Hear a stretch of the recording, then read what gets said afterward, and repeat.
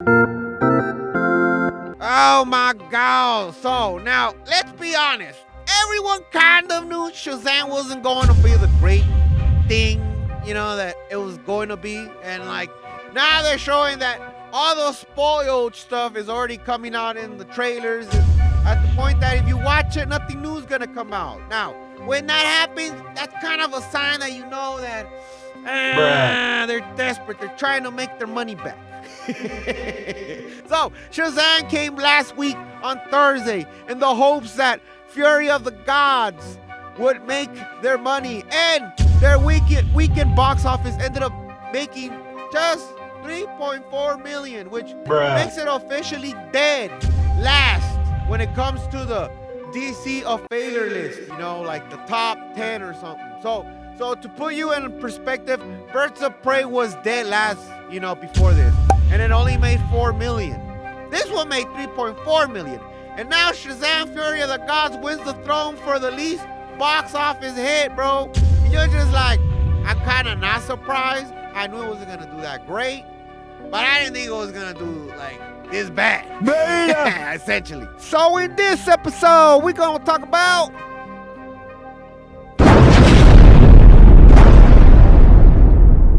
why The Rock dissed Shazam, even though, ironically, the first movie made more money than Black Adam.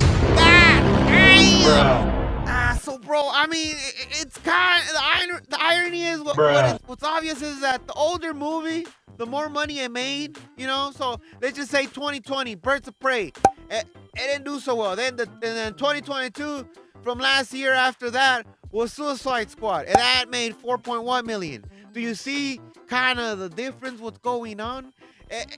Movies were making more money, and as the years came by, it became lower and lower and lower. To give an example, I mean, bro, it's kind of ironic now because we know that The Rock didn't want to, star in Shazam, which is kind of funny because Black Adam only made 7.6 million, with it kind of being ironic because The Rock didn't want to team up with Shazam, but in the 2019 movie, though, it made freaking 9.2 million, so it's kind of ironic now. But regardless, it's dead. Let's be honest, the main thing is, I've already said it, James Gunn's like, we're rebooting everything, So, yeah, I'm sorry. But everything that's gonna come out, and that's including Aquaman, kind of scared of that, it's gonna fail.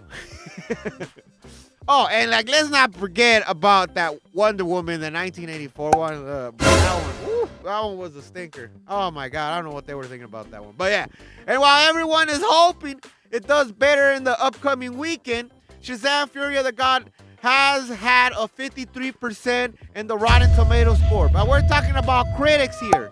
And of course, when it's opening box office, when it comes to regular folks, they ended up giving it an 88% actually. And that's well over 1,000 people verified. So it always happens, Ant-Man and the Wasp, when they came out, kind of decent reviews, everyone kind of gets like, we're just happy we're getting a goddamn movie. And then you're just like, you know what, I'm be real, a couple months later, movie kind of sucks, I'll be honest.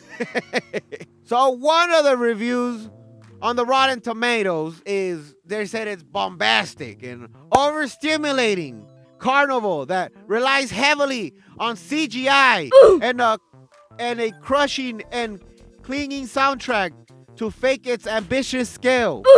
So, don't sound very good. And then we have also Steven Silver said, doesn't capture the magic of the first film, does a bad job of faking Philadelphia, and its ending is an insulting cope. I mean, the big problem with this movie is that the franchise is throwing the whole universe out the window, so this movie doesn't really make any sense. Why are you gonna watch it? What is the point? If I watch this, I'm not gonna learn anything new about DCU because it's not canons no more. It's just, bro, superhero movies kind of low-key suck right now. And everybody's saying that we're having superhero fatigue. And I think it's captured. I just think that all this woke garbage is finally, it's already touched everything and ruined it. So now you don't care about the movies at all because, like I said, they're being rebooted. My personal feelings about this is that the next Aquaman movie is gonna have the same fate as well. I mean, is that David F. Sandberg's fault that the DCU is going to another path? And in the Marvel world, they're not being any better. I'm gonna be honest. I mean, like I said, Ant-Man and the Wasp, Quantumania being the introduction to the new big and bad Thanos replacement was kind of an epic fail. Let's be honest. And so for me, it's kind of like the feeling like we're going to continue having a lot of these crappy movies until the end of the year, and then all that trash slowly starts disappearing, bro. And let's be honest, that's so sad for the superhero genre. I mean, so when it comes to DC, in my personal opinion, it's looking like until the Flash movie comes out and then it gets rebooted, it reboots the whole world. Anything before that is simply without stakes, and it isn't a reason to watch their movie. So, yeah, it's unlike the good old movies like, Phase 3 Marvel. So, I mean, that's all I got, bro. We're essentially screwed till next year. So, what do y'all guys think? Do you guys giving up on the superhero genre? Or are you just skipping the movies and going straight to HBO Max for DC and Disney Plus for Marvel? Let me know. And if you made it this far, bro, give me a like. And if you like the dumbass things I say, bro, subscribe. And that'll be all. Chinmonmon now.